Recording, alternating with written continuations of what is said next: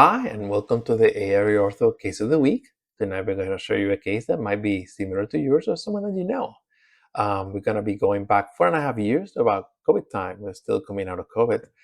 Full disclosure though, during that time we had a lot of turnover with assistants. They were moving out of state, retiring. So some of the photos might not be up to my standard. We've had some great scans and some setups so you can get the idea of what we're doing. This is my patient. We met him April of 21. We had an anterior crossbite. Some of the upper teeth, what that means, are sitting behind the lowers, pushing the lower teeth out and kind of compressing the upper teeth. When we look at the x-ray for this patient, it's not traced at this moment, but we do something called the width analysis to see the discrepancy skeletal, the upper jaw versus the lower jaw. It's kind of borderline, so I'm feeling pretty confident that we're gonna be able to get this going. We also have an increased curve speed. That means the curvature of the lower jaw front to back as it climbs upwardly, like it does here, because being on a crossbite, the lower teeth don't have anything to hold them back, so they keep climbing. Front to back is called curve speed, side to side Wilson. This is just the names of the people that discovered them, right? And analyzed them first. This is the planes around which your lower jaw slides when you're chewing, around something called another person called the envelope of motion of Posselt. At any rate, this is more useful in other areas, but that's a topic for another day. That said, let's see what we have here. We're going to go with dental only tonight. And the reason is that some patients have some facial features that just hiding the eyes won't be sufficient. The patient knows what I'm talking about. So we'll be hiding the faces tonight. So this is what we have. Let's see the scans. Okay, so here we go. This is my patient right here. We meet him. Let's remove this so we can see more clearly. This is what I was describing. Like I said, there's some spaces here, as you can clearly see right here. I'm gonna measure those out in a moment. And the bite, of course, is reverse here. We're hitting the front side of those upper teeth, right? Wearing them down. And the back side of those lower teeth, because we have a reverse articulation where the upper teeth are hitting behind. So let's see what we did for this patient, right? Let's go take a look. These are my scans. Now I'm gonna be looking at the setup. Here we are. This is the original bite. Let's go ahead and take a quick look at some other aspects of it. Now we can see better where the bite is. The software that we use to plan the cases. Like I said, somewhere. And here are the spaces. Let's measure them out. Here we have an extra space of 1 millimeter, about 1/3 here. There's some small ones here and there that the machine doesn't quite pick up, but we're going to use that to our advantage. You'll see in a moment. Let's turn that off. Let's turn this off. Let's go ahead and check from the back side. This is where the bite is. This is the upper teeth sitting behind the lowers, unfortunately, right? But fortunately, he met us. Let's see what we did. First thing we're going to do is we're going to do something called a Bolton analysis. Basically, what this is, it measures out the teeth as if it were a puzzle, and it gives a ratio or a comparison. The front 6 teeth, and then the second is the complete, which is molar to molar, first molar to first molar. As you can see here, the ratio is 76. That's pretty ideal because the ideal Bolton ratio for canine to canine is actually 77 plus or minus 1.5-ish. And that's pretty much right on the money. The other one is about 91 plus or minus 2. So this is going to work out just right. So confirmation taken care of. So let's see what we did.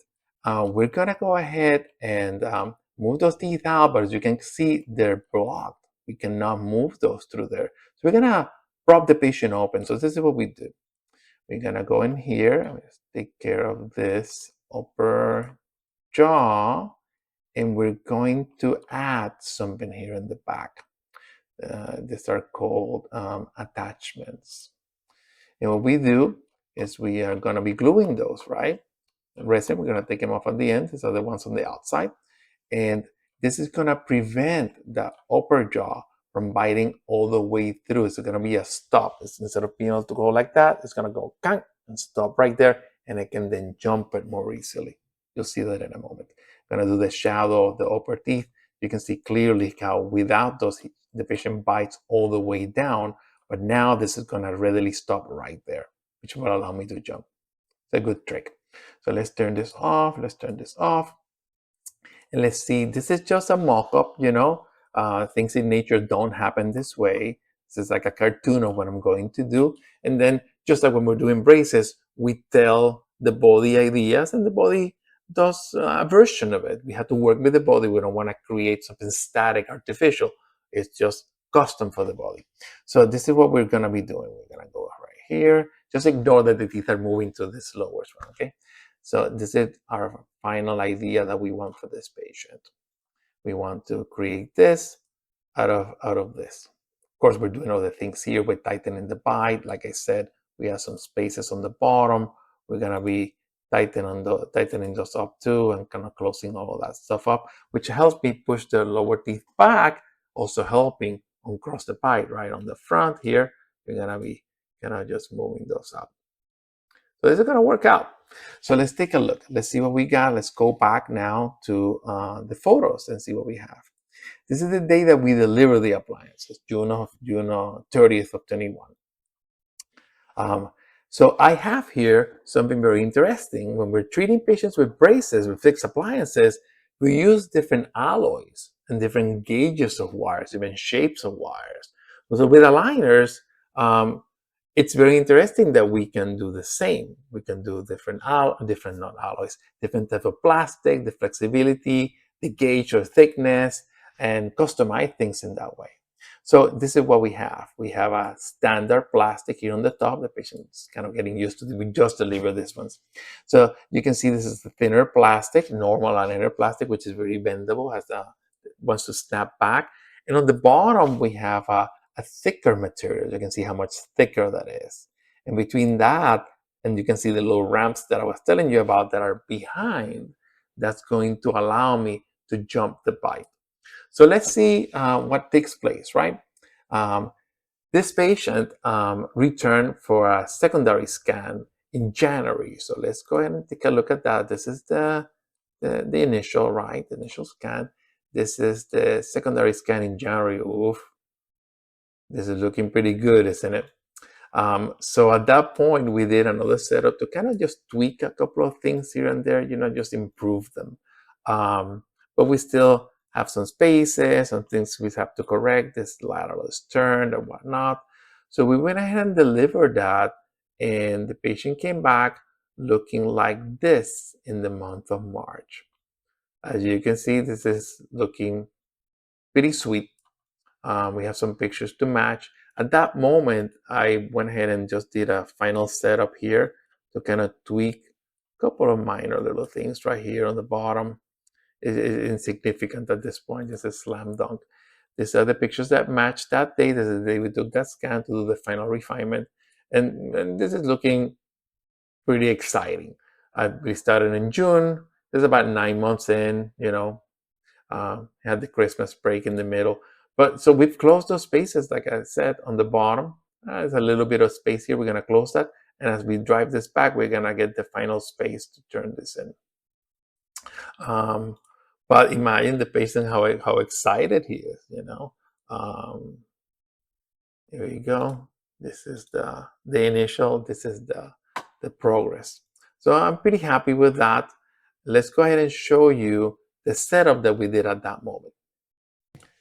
And here's the setup. As you can see, I've locked down the back teeth. I'm not any longer moving them. I love that bite. So we have a limited setup at this point. And I take care of that, and rotate this too. So this is all I'm doing at this point. Just take that in, piece of cake, right? So let's go down back to the setup. So that's what I did when I scanned this patient at this moment.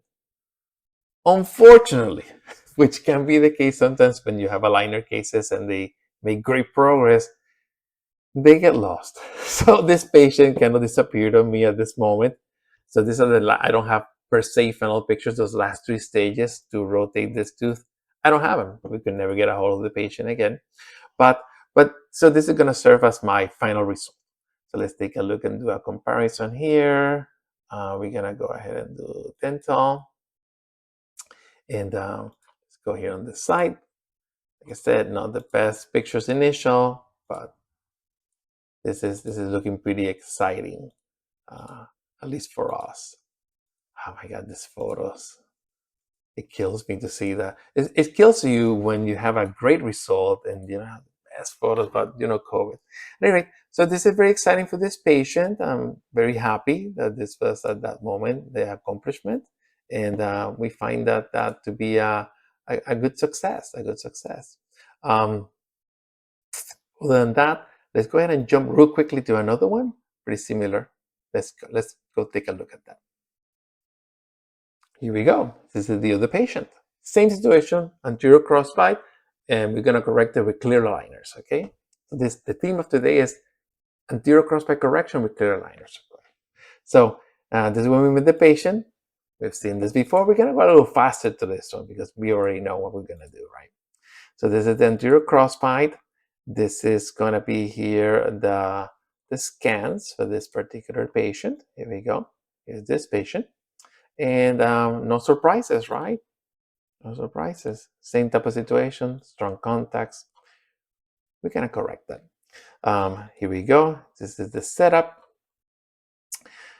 Same situation we just did. We're gonna put some aligners on there and we're gonna correct this. Let's see, this is what's going to happen. Again, the same thing. Attachments in the back, same thing. You can see this patient has had more wear, unfortunately. This is what can happen when you're hitting the edges of front teeth, you know, and crossbite, you chip them off. Eventually, they can have some cosmetic dentistry, but one of our great colleagues here in town. So let's see how that progressed, right? Let's take a look. Uh, this is when we started the patient. I believe we started that patient probably March of that year. It's about 6 months in, 6, 7 months in, we've kind of already uncrossed the teeth, very fortunately.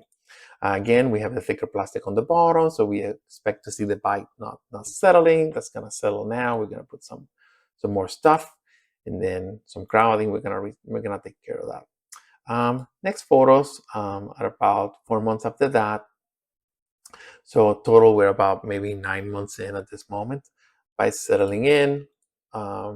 Unfortunately, as you can see from the space here, this patient also got lost. There's just something about aligner patients. When you uncross the front teeth, they cannot just vanish into the ether. We don't understand what that is. I think it's because it's a removable appliance, and they think, oh, I got what I received what I wanted. Now I'll come back someday. So this patient was lost again. He actually got lost twice, about 4 or 6 months each time. So at any rate, so we're about 6 months of actual treatment in, 9 months, I should say. So this is what we're looking like. You know, pretty happy with that. Pretty happy with that. Let's go side by side. And again, we're not showing faces. I don't know if it's an anterior crossbite thing, but again, we have some facial features that are pretty prominent, so we're not going to be showing that. So here we go. Sometimes patients adopt things, whether it's facial decorations or facial beards or whatnot that are very specific. You know, it's of course it's to draw attention away from the teeth. Of course, we know that. So we're not going to be showing the faces.